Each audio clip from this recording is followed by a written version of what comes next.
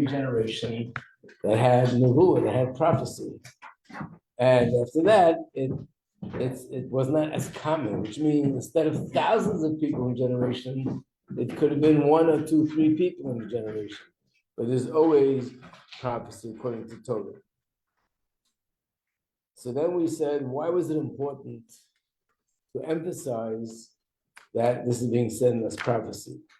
So in this section of the book, which is actually the first section, it says 16, Prophecy of Geula.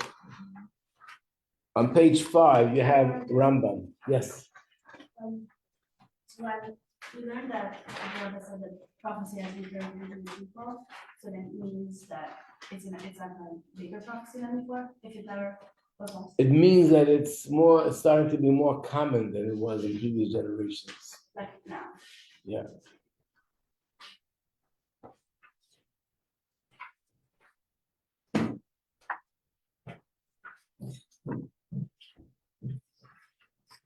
So I just want to show some things, how the Rambam talks about prophecy. Remember I said the only book of halacha that describes and gives the laws of prophecy is Rambam, Maimonides.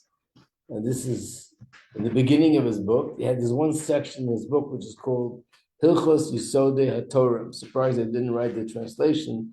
It means the laws of the foundations of Torah. So he starts up with those things which are more or less foundations, basic fundamental principles. And one of them is this. He starts off saying one of the foundations of our faith is that Hashem communicates by prophecy with man. And you know why it's a foundation? Because if a person doesn't believe this, then he doesn't believe that Moshe Rabbeinu received all his teachings from Hashem. He doesn't believe that all the books of prophets were from Hashem. So therefore, clearly, to believe that Hashem communicates with people and through people, that's one of the basic principles of our faith. Okay, so now we go to the next line. Prophecy is bestowed. Remember I told you he talks about conditions. It's bestowed only upon a very wise sage. I just want to say, when we say wise in Torah context, it doesn't mean wise that he knows a lot of math or astrology or astronomy or medicine. Wise in the Torah world means wisdom of Torah. Also, someone who has to be of a strong character. Strong character doesn't mean that he can punch you in the nose. Strong character means he's never overcome by his natural inclinations in any regard. He is what the Alter Rebbe describes of a tzaddik, that he never ever allows his Yetzer Hara to overcome him. He's always the opposite. Instead, with his mind, he overcomes his natural inclinations at all times. He never violates anything in Torah, not in action, not in speech, and not even in thought. He must also possess a broad and correct perspective and wisdom in general. A person who is full of all these qualities and is physically sound, that person is fit for prophecy. And when he enters the Pardes, so this is an interesting word. The word Pardes in Hebrew means an orchard with fruits. Usually orchard represents something which is very beautiful, different colors. You hear the scent of the fruit, the smell is so this fruit and that fruit and the other fruit. But it's used as a metaphor for people who enter the world of Kabbalah, the world of mysticism. That this is the deep part of Torah. So when it says when he enters the Pardes, which means into these deep inyanim, and is drawn into these great and sublime concepts, if he possesses a correct perspective to comprehend and grasp them, he will become holy. He will advance and separate himself from the masses who proceed in the darkness of time, which means he'll be entering a different world, he'll be in a different planet. He must continue and diligently train himself not to have any thoughts whatsoever about fruitless things or the vanities and intrigues of the time, And his mind is totally and completely and exclusively focused only on Hashem and spirituality. Instead, his mind should constantly be directed upward and is bound beneath the God's throne of glory to comprehend the holy and pure forms and gazing at the wisdom of the Holy One, blessed be He, in its entirety, in its manifold manifestation, many different ways, from the most elevated spiritual form, which is like spiritual angels or what goes on in the spiritual worlds, until the navel of the earth, appreciating his greatness from them. All this is about understanding and appreciating Hashem's greatness. After these preparations, the spirit of prophecy will immediately rest upon him. In other words, he has to be a person that is going to be devoted and dedicated and immersed in godliness and spirituality. And then he can be a vessel for prophecy. Then he goes on to say that there are different levels, even in prophecy itself, there are different levels.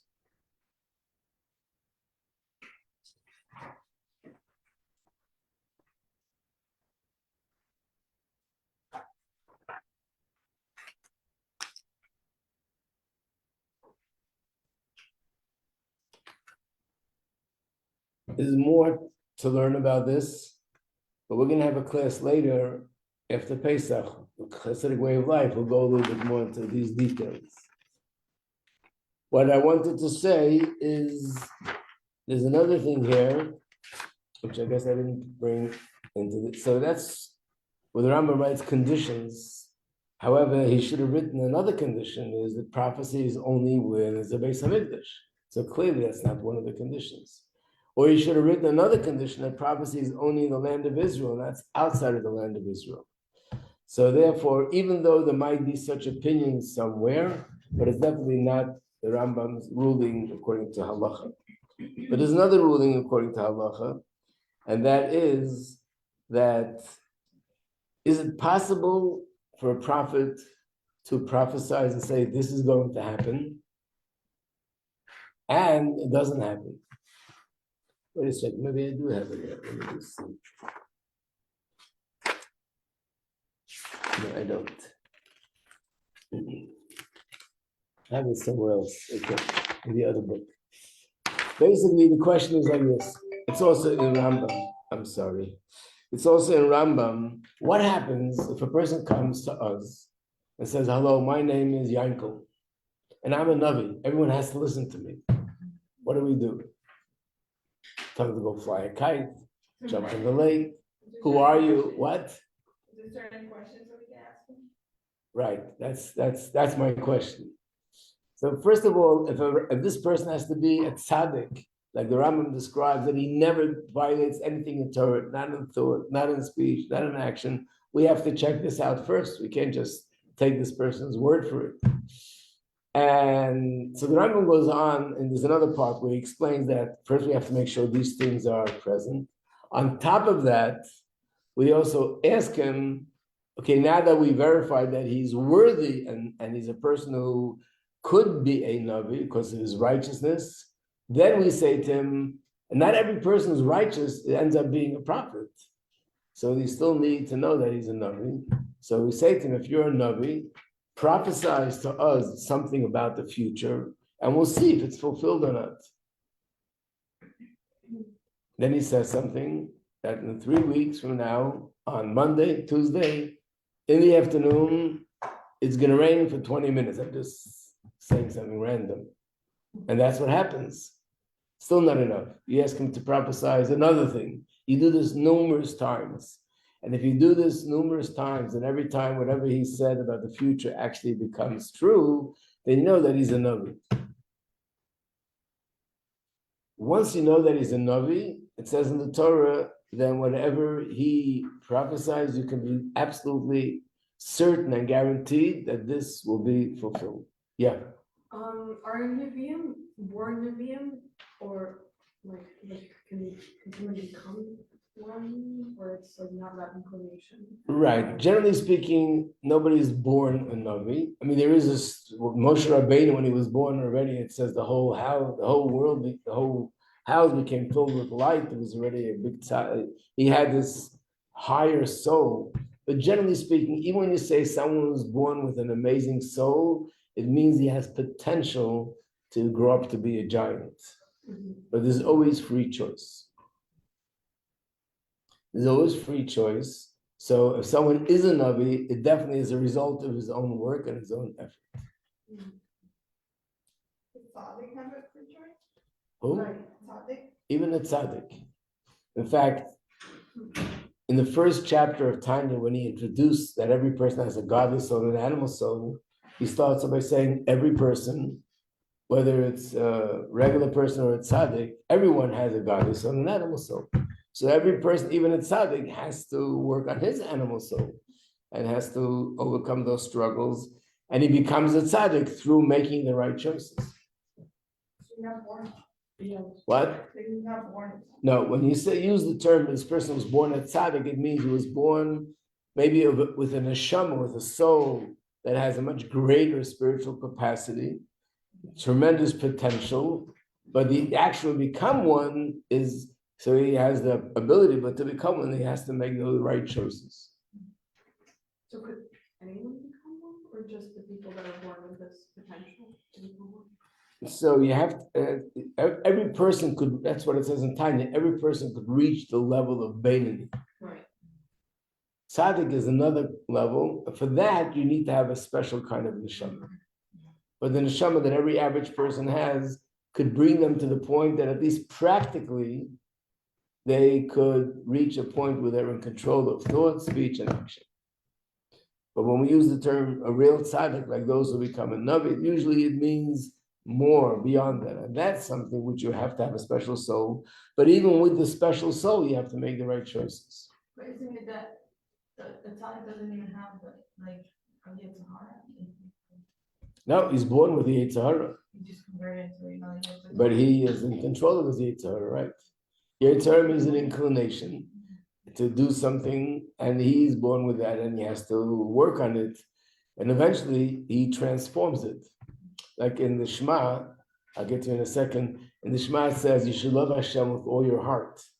But the Hebrew word is v'ahavta. You should love Hashem b'chol levavecha, with all your heart. And the Gemara asks, why does it say why does it have the letter beis twice? You just say b'chol libcha, with all your heart. Why levavecha, two beis? Means you love him with the Yetzer Tov and the Yetzer Hara. How could you love him with the Yetzer Hara? It means you transform the Yetzer Hara to become a Yetzer Tov. Yeah. If this person that says to be a Navi is a tzaddik, why would he lie about being a Navi? Why is it like straight? Why can we just accept that? Right. Why can we just accept it? It happens to be a very good question.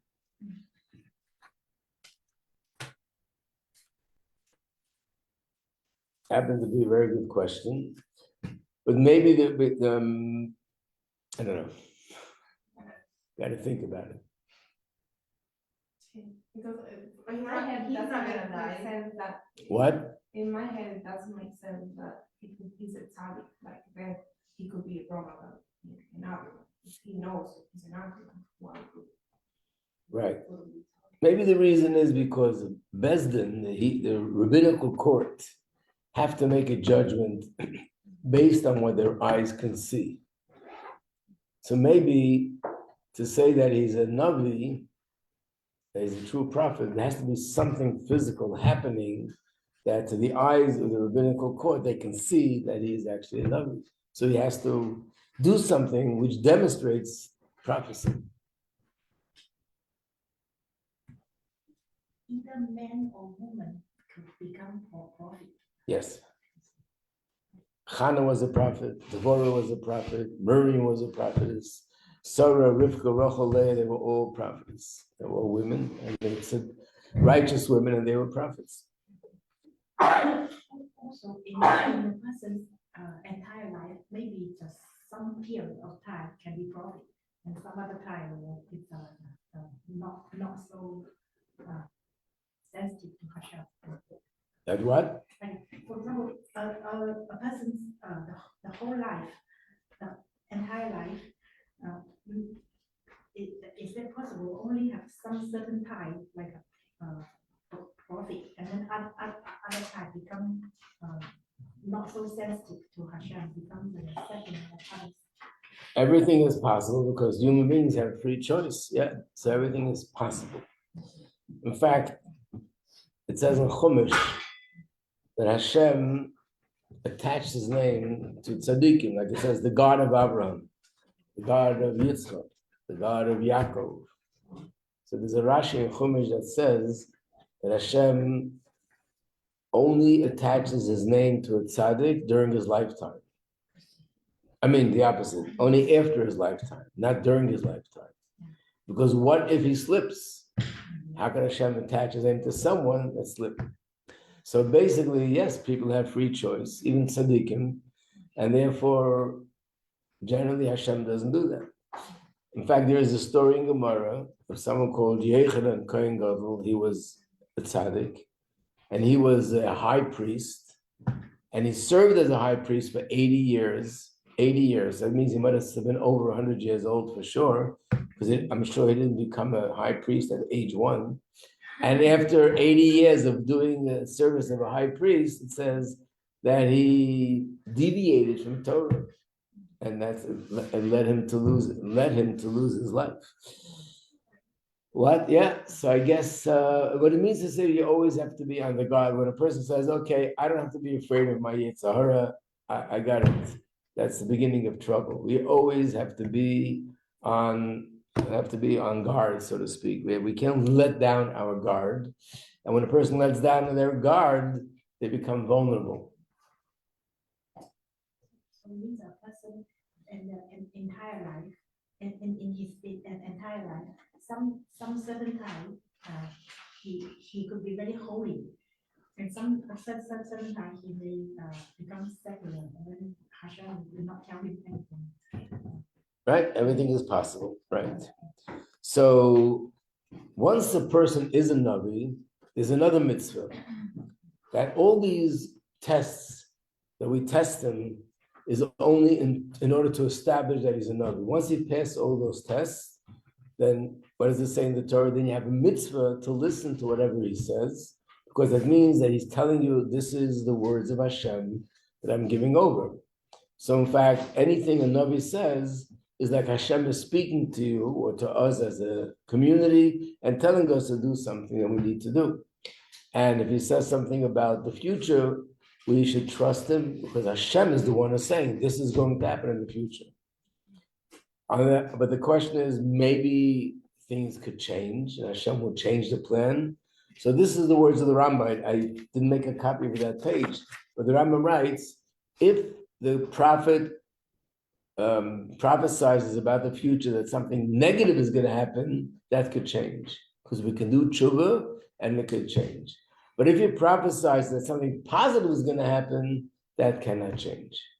Hashem guarantees that if you hear from the prophet that something positive is going to happen, you can trust 100%. In fact, if he prophesies that something positive and it doesn't happen, that disproves him as an authentic Nabi. Only positive, yeah. You know, any prophecies of the Rebbe? You know prophecies that the Rebbe made?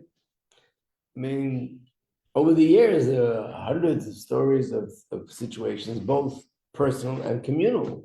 Like the famous words of the Rebbe when it came to the Persian Gulf War, that nobody should be afraid, and there will be big miracles in Israel, and that's exactly what happened. Same thing happened with the 6-day war.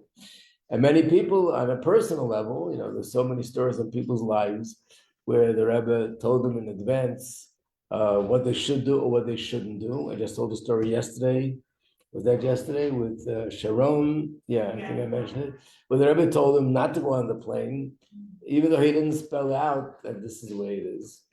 So now I'm coming to this question, why was it important to say that it's a prophecy? So we come to this thing that people ask another question, which I'm sure you've heard.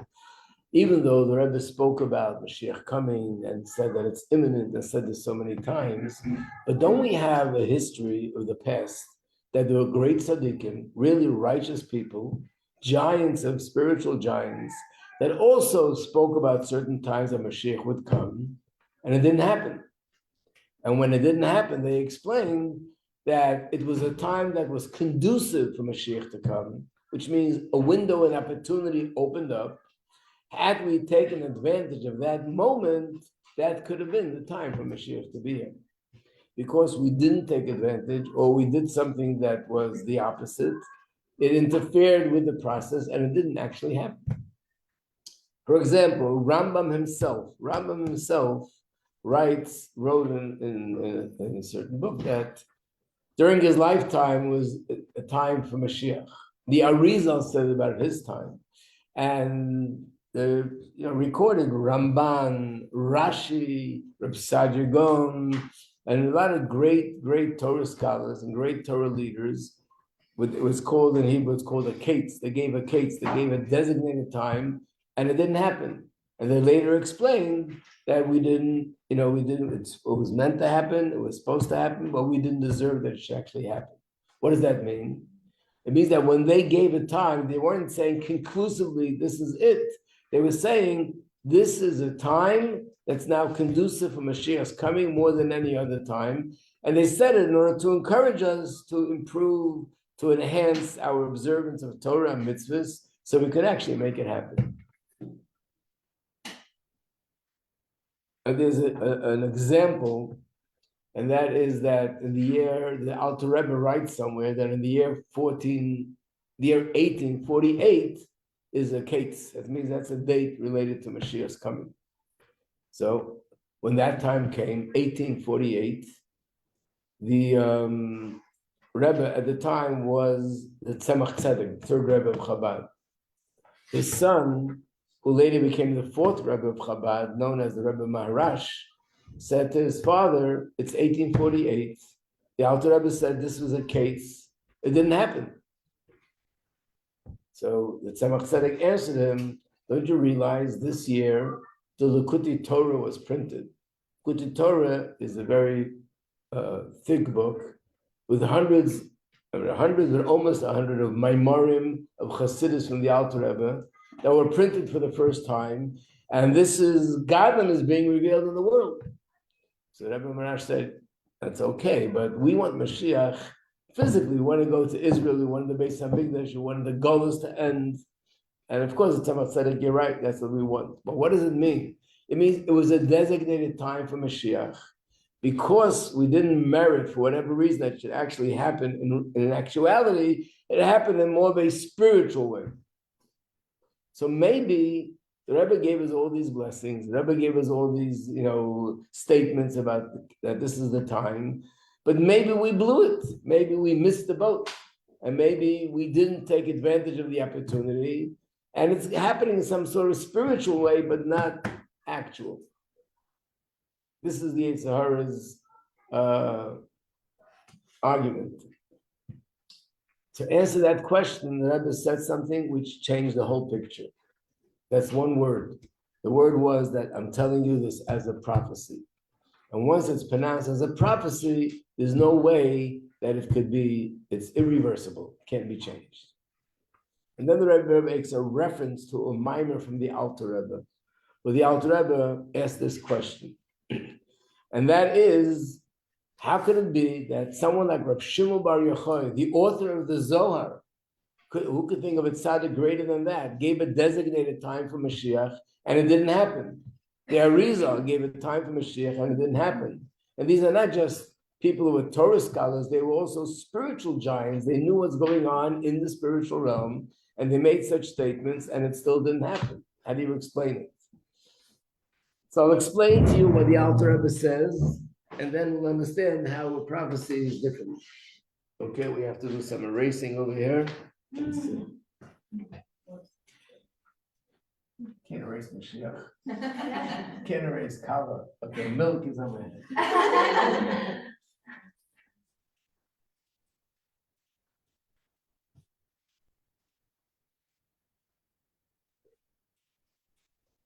So we know that, this is one of the basics of Chassidus, that everything that happens here in this world, first it happens in the spiritual realm, and from there it evolves to the physical realm, right?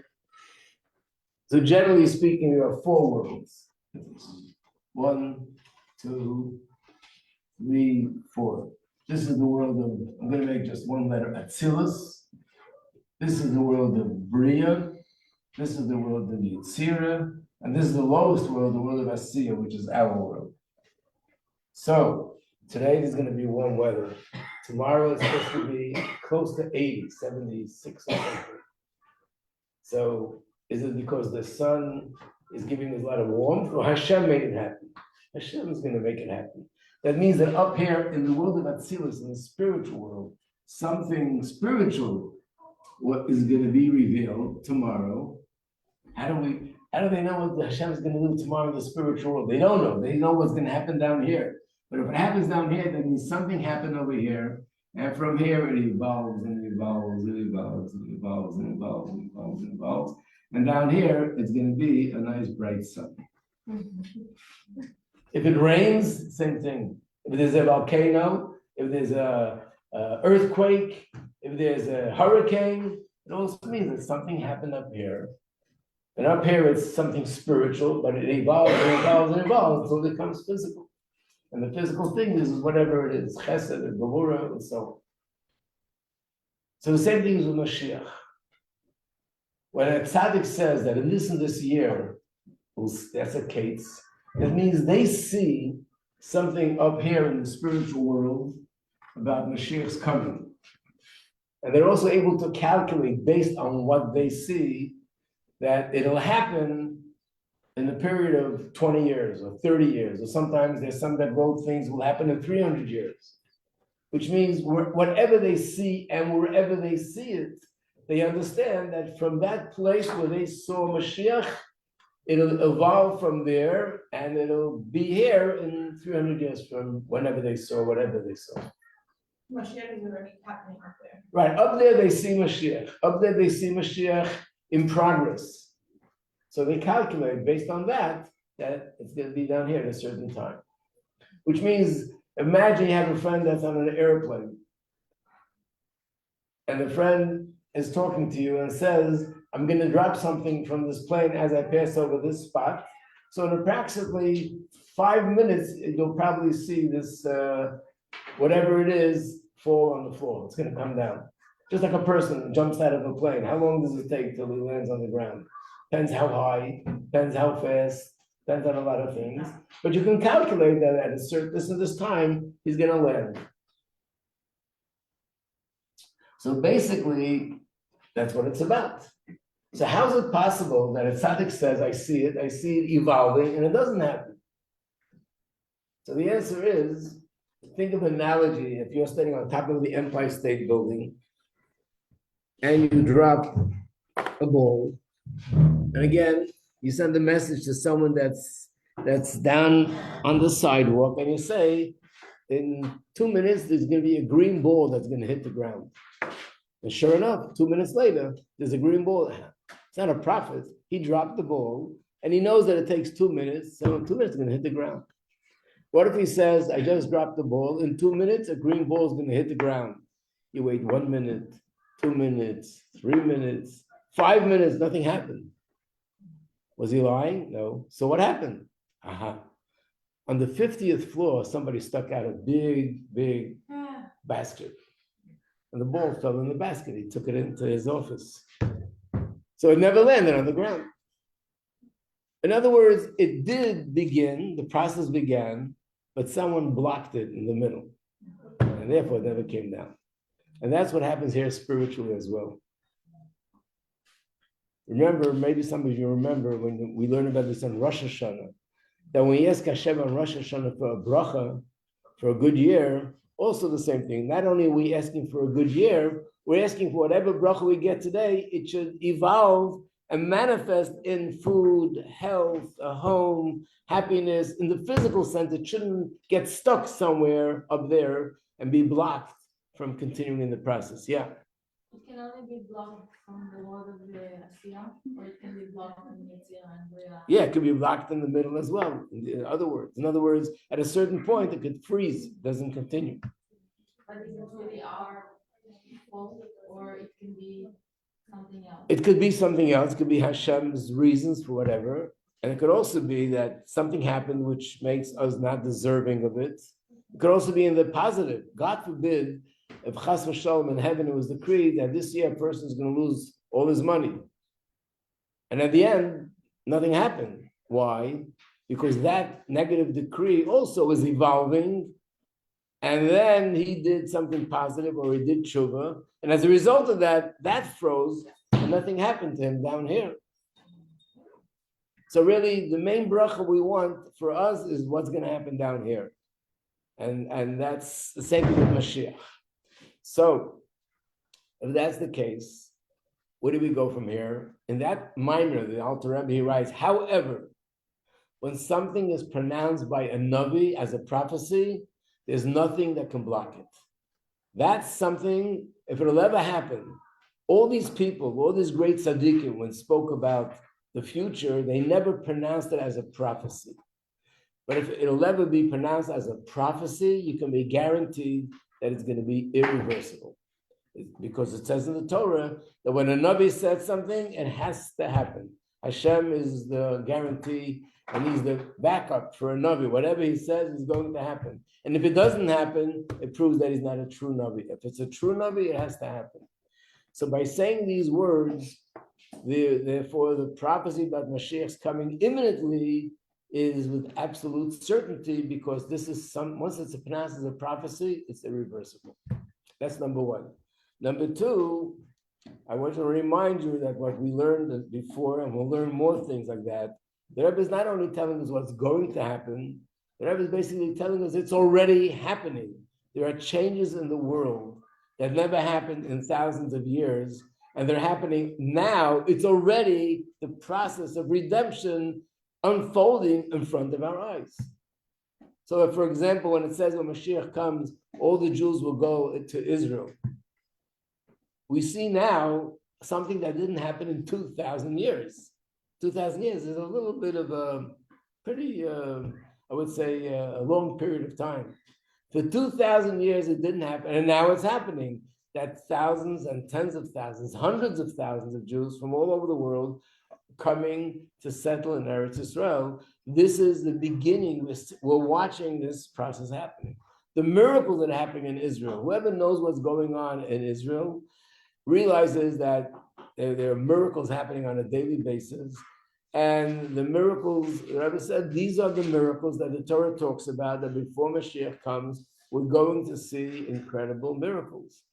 I mean, more things, there's a whole list of things that we spoke about, that, you know, the fact that there's a time in the world which also never happened before. The world was always full of wars. If you look at any kind of book that talks about statistics, how things used to be and how things are now, the world was always full of wars, and it wasn't an issue, it was normal. Today, it became not normal. If there's a war, the whole world is trying to stop it. The whole world is against it. The whole world is trying to pressure different countries to work things out peacefully. This is a new phenomenon, and this is one of the promises of what's going to happen when Mashiach comes. So it's not complete, it's not perfect yet, but we see that the things that are supposed to happen when Mashiach comes are already happening, but it's just not, the process is not being completed. So it's two things. Number one, it's a prophecy, which is irreversible. And number two, it's already in the process, which is something which we never had before.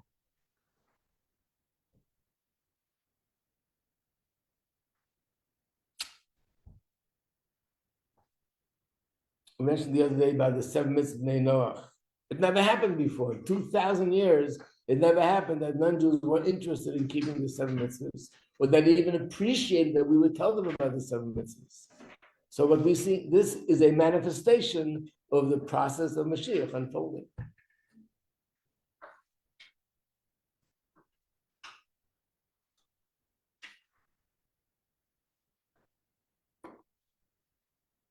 Just another 2 minutes. I just want to add another thing about Israel, even though it might sound like, oh, it's just about words. But this week is a special Shabbos. You know that? Mm-hmm. What is it called? Parshas HaChodesh. The first Rashi in Chumash says that this should have been the beginning of the Torah, because it's the first mitzvah that we're given. Everything else are stories, is history. Avram Avinu, Noach, Adam, there was a flood. The Jews were in Egypt, they went out of Egypt. But as far as commandments are concerned, this parsha, which we're reading this Shabbos, should have been the first parsha. So why isn't it? Anyone remember the answer? Isn't it so that you, Right. You got it. so that like the nations of the world could argue about who Israel belongs Right. to? Rashi says there's going to come a time where the nations of the world are going to say, you stole this land from us. So therefore, this Torah starts with the creation of the world, makes it clear that Hashem created the world, and he's the one who promised the land to Jewish people. And he gives, because he's the owner, he has the right to do with it whatever he wants. He gave it to the other nations for a temporary period of time. And then he promised Abraham that permanently it'll go to the Jewish people. And therefore, listen to these words, therefore the Torah sort of changed the order. Instead of starting with this parsha, which we're reading, HaChodesh Hazeh Lachem, the Torah started with the story of creation so that the nations of the world would understand that Eretz Yisrael belongs to them, right? Could you tell me when in history did you have that the nations of the world said Israel belongs to the Jewish people, it's their land? And even here in America, we never heard this before. But right now, we're hearing this from the President of the United States of America, which is really the greatest country in the world. And we heard of this when he first became president the first time, where he said that Israel belongs to the Jewish people because God gave it to them. And Yerushalayim is the capital of the Jewish country because that's given to him by God. Even Jews have a hard time saying it. And here is the nations of the world are saying exactly. So we're watching things happening, which are Mashiach things taking place in the world. So this is the point that we're talking about, that this is a prophecy, which is prophecy, so it has to happen. And number two, we're already witnessing this happening. And in order to make the questions more clear, I'm asking Hashem, so I shouldn't be bothered with these questions anymore. It should happen in a complete way today, so you won't be asking me any more questions. That's all. And anyway, I'll meet you in the base of Mikdash after Shabbos, and we'll have the next class. It'll be much easier then. Have a great Shabbos and a great Rosh Chodesh. It's a new month, the month of redemption, Nisan, the month of Pu'ula. Okay. Stop it. Rabbi Majeski, oh.